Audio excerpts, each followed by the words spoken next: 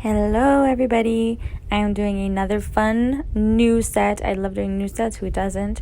So I'm start off by pushing back the cuticle skin, and sometimes I do that with my sanding band when I'm removing the shine from the natural nail, but sometimes I realize that not everybody's cuticles is the same. Like some people's nails or skin doesn't budge until you push it back. You can't just e-file over it and hope that it goes back. You could hurt them, especially if they have the type of cuticle skin that glues onto the nail. I just feel like I just need to be more careful. So I push the skin back with my wooden stick, and now I'm removing the shine on the natural nail, and I'm making sure I'm getting the sidewalls. Like, you always want to make sure you get every single spot of the natural nail. And in the forward direction, I think at about maybe 7,000 RPMs, I'm just doing really essentially the same thing. I'm just cleaning off any dead skin off the nail plate, and the rotation of the bit is pushing the skin back from the nail. I hope that makes sense, because I don't know how else to say it, but you're not putting any pressure on the natural nail. You're not drilling the nail. You're just cleaning it up and cleaning the skin back, cleaning under the skin to make sure you don't get any lifting. You're just making it as clean as possible, giving yourself more room to play. The sanding band I used at about 4,000 or 5,000 RPMs, and for my diamond bit that you saw, I used about 7,000 RPMs. So you don't want it too fast, because obviously that if you increase the speed, you could burn, and especially if you're lingering in a certain spot. So just be mindful of how fast you're going. And I go over, after I nip any skin, if needed, I go back over with a rounder cuticle bit. Drill bit, because the nippers leave like sharp edges, or like, I don't know, it just doesn't look smooth. So you just polish over the skin, make it look nice and smooth and manicured and really pretty. And then I'm filing down the free edge, because we are going to be gluing tips, and you obviously just want the nails as short as possible, because you just don't want the natural nails to start growing away from the tips, because sometimes that happens. So you're just prepping your nails. So after I glue the nails, I'm sizing them up to her desired length, and the 3 fingers in the center have to be the same length. And then I just on the other hand, obviously, just do a length check. And before I blend my tips, I always go sidewall free edge, because you have that security in the center of the nail when you're shaping your nail. I feel like if you blend it and thin it out, you're gonna have to hold the tip down in the center to make sure that it doesn't come off while you're shaping your nail. So I pre-cut my nail or my tips with my little scissors, and then I go sidewall free edge with my hand file. It's 180 grit. And then when I'm done with this, that's when I go back over with my sanding band and start blending the center, and just removing the shine from the entire tip, because hard gel does not like anything shiny. It won't stick to anything shiny, so you just have to remove the shine from the entirety of the nail. I feel like I said shine about 7 times. Say shine again. And when I'm blending the tips into the nail, I always hold it from the side. It doesn't look like it, but I look at it from the side so I can see exactly where the drill bit is hitting. You don't want to hit the natural nail, because you're not trying to cause any of those red rings that you see when you take off your nail sometimes. You're not trying to overfile the nail at all. You're just being careful. So then after I dehydrated and applied my primer, I use Mia Secret primer, the non-acid one, and I really like it. I've never had any problems with it. I think it's really good. I'm applying my base gel right here, and it's just a brush on base gel, and it just gives it a double adhesion. I heard that you can do the same thing for acrylic. I think you guys should try it for the people who do acrylic. Why not? If it works, it works. But with hard gel, it's just, you're supposed to do base gel, because that way you have that really thin layer to make sure that you don't hurt your client's nail when you're removing the product when they come back for refill. So for this design, we're encapsulating flowers today, and it was so fun to do, because I love encapsulating little dried flowers. They're so pretty. And I sort of did a wet layer. I know usually I always do a wet layer first, but because I only wanted the cover color on her nail bed part, not the entirety of the nail, I didn't do a wet layer. I just kind of put the color where I needed it and then dragged it down. And I'm going, in the original picture the tips are clear, but I wanted to fog it up a little bit. I don't know why. I guess I just wanted to try it out, but I'm not trying to cover the whole tip. I am, though, trying to cover where you can see her natural nail. And when it's still wet, I do not cure this. When it's still wet, that's when I apply the flowers, because you can stick the flowers into the gel when it's when it's wet, and it'll stay exactly where you want it. You can push in any leaves that are sticking out, and just do everything right there, so later when you encapsulate, you don't have to worry about any little stem sticking out or anything like that. Just make it as easy as possible for you in the future. And I realized now, though, after watching this, that because also in the original picture it was completely in clear gel, there was no cover color, but like I said, I wanted to cover her nail bed in a tannish color. So but looking back now, I realized I probably could have polished on this cover color, again, little in halves, like you see me doing here.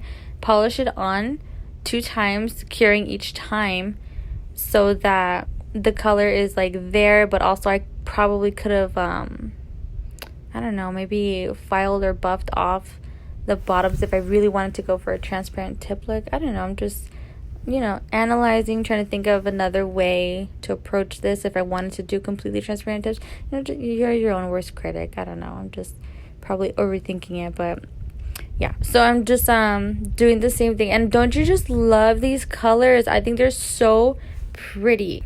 But anyways, so I was thinking maybe I should have polished on the cover tan, and then after that's cured, then go over that with a really thin layer of clear and stuck on the flowers that way, and just to I don't know, but I still had fun with this set. It was still like really simple, easy to do, because I already knew in my head how I wanted to do it. And also, though, especially if you're a beginner, don't be afraid to correct any mistakes that you do, and especially if you know how to do it, because on her other hand, for instance, I glued the plastic tip crooked. And before, when I was starting out, I would be so worried on, saving time that I would just leave it. But I'm telling you right now, no filing, no matter what you do, it's still going to look crooked. It's not going to look right. So what I did is I just removed it. I just got my tip cutters and cut it down all the way. And then I just removed it with the standing band. But again, I was just asking her if she's okay, if it burned or anything like that. And no, she was good. You're just doing little heartbeats.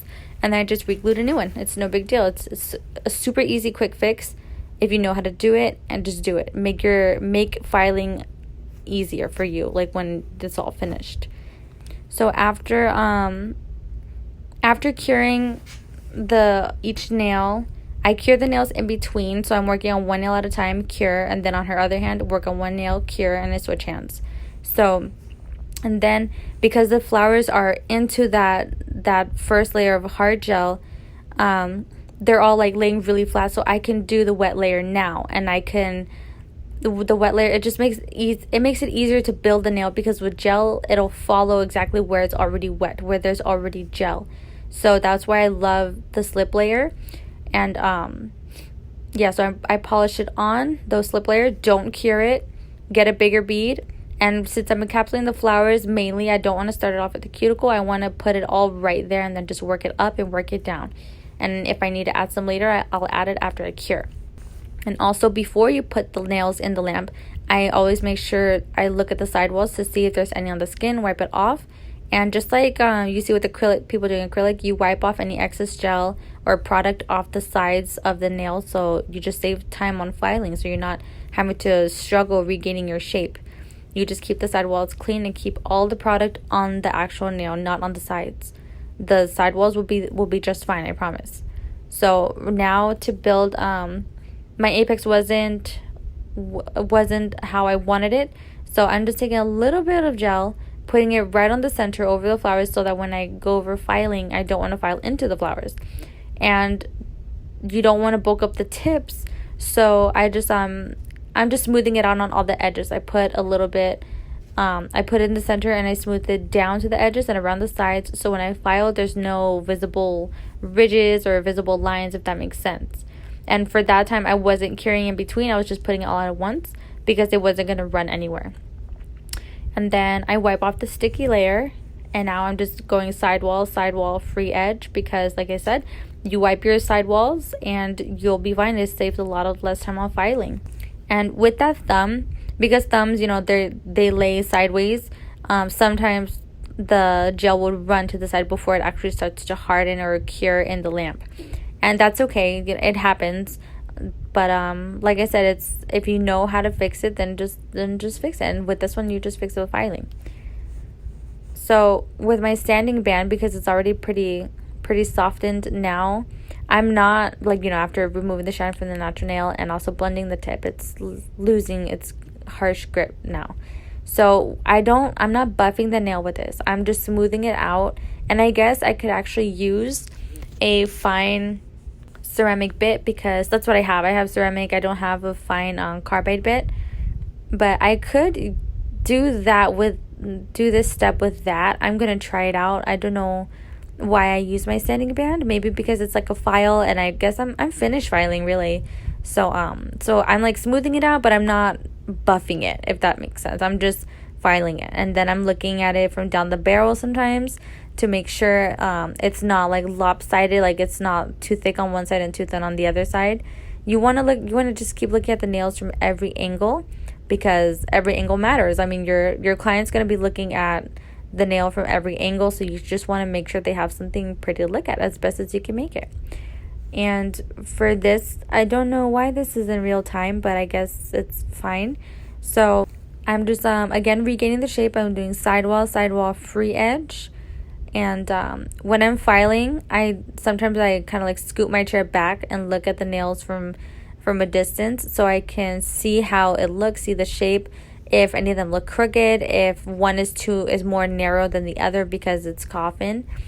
And you just want to look at it from as many views as you can. And I know when you're starting out, you don't really want to be paying attention. Like, that sounds like too much to pay attention to, but that grows over time, confidence and stuff.